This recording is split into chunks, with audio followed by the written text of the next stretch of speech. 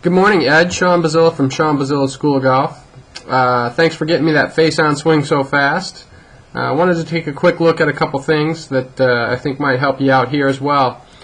I've drawn some lines on the screen, as you can see. The two red lines are by your feet there. That's just going to show me if you're moving back and forth at all. A blue circle around your head there is going to show me if you're moving up and down and if your head's moving in and out of the circle. Obviously, those would be causes for concerns.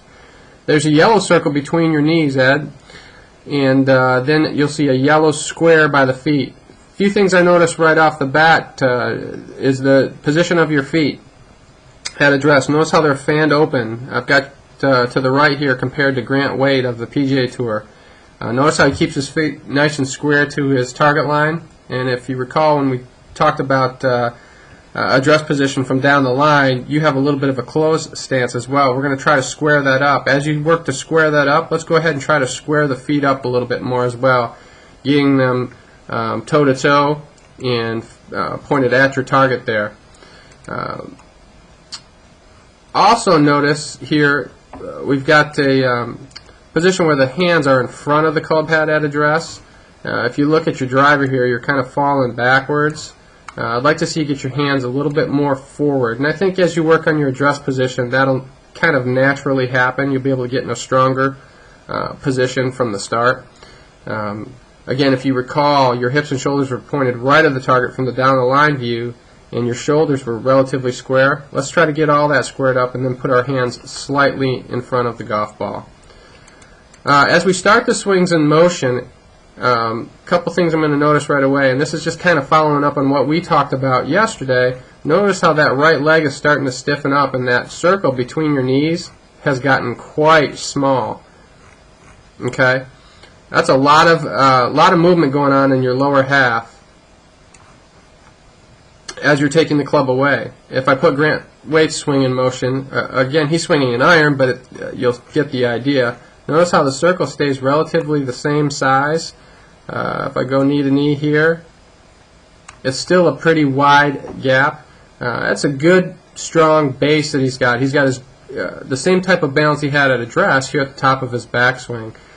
One of the other things it's also doing, it's limiting the length of his swing. As you can see, he's got nice width in his swing right here. Hand position is nice and solid at the top.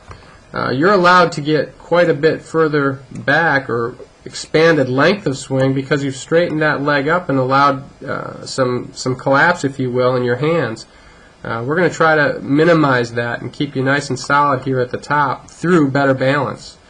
Okay, balance is the key. We're going to use the ground as a tool to work off of. And as you'll notice when he starts his swing back down to the golf ball, you're going to see that he's driving his lower half here, and what we see out of good players really is that circle will even expand and get larger, the distance between his knees, because he's really driving from the ground up. And as he does this, he's going to maintain a great club shaft angle for power. Alright, and as I slide him back in here, he's going to keep his shoulders relatively level through impact. That's going to allow him to track the golf ball and drive it towards the target rather than picking or scooping it. And if I come over here to your swing, Ed, you're going to see where you're maintaining the angle very, very nicely. I like that. But notice how the shoulder, right now, they're flat. How that left shoulder's pulling up and out of the shot. So you're coming into impact, lifting or moving away from the ball. And yesterday when I talked about you're standing up at impact a little bit, I'd like to see you maintain that spine angle a little bit more. That's a part of it. We're going to try to get you to maintain those angles a little bit better. Another way to look at it, Ed, is look at the head position. Grant's head is kind of moved forward in the circle and maybe a little bit down as he's coming back to the ball. You're actually staying back in that circle, hanging back maybe on your right side a little bit too much. And subsequently at impact, he's creating a great deal more power and shaft lean than what you're able to create on your side. So we're going to start off with some better balance at address. We're going to start off with some better alignment, which is going to help you maintain some angles in your golf swing that will be beneficial to you, both from a consistency standpoint and a power standpoint. One way to think about it, Ed, is if I took a medicine ball and got in my address position, held the medicine ball down in front of me and I rotate it, I'm only going to rotate as far as my core will allow me to turn and maintain that good balance and support of that ball. If my feet are coming off the ground, then I'm kind of starting to rotate too far and I'm losing balance and I'm losing strength as I lose that balance. So I want to try to do that from a rotational aspect, both to the left and to the right, or away from the target and to the target, and really work on strengthening my core from a nice balanced position.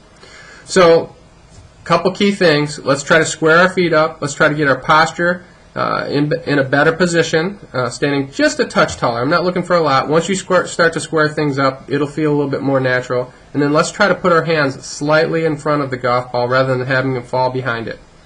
Hope this helps. Give it a try, do some more video, and give me a shout when you're ready to have me take another look. Any questions, as always, please feel free to give me an email at seanbezilla@pga.com, and I'll get right on it. Thanks for your time, and look forward to working with you, Ed. Have a great day.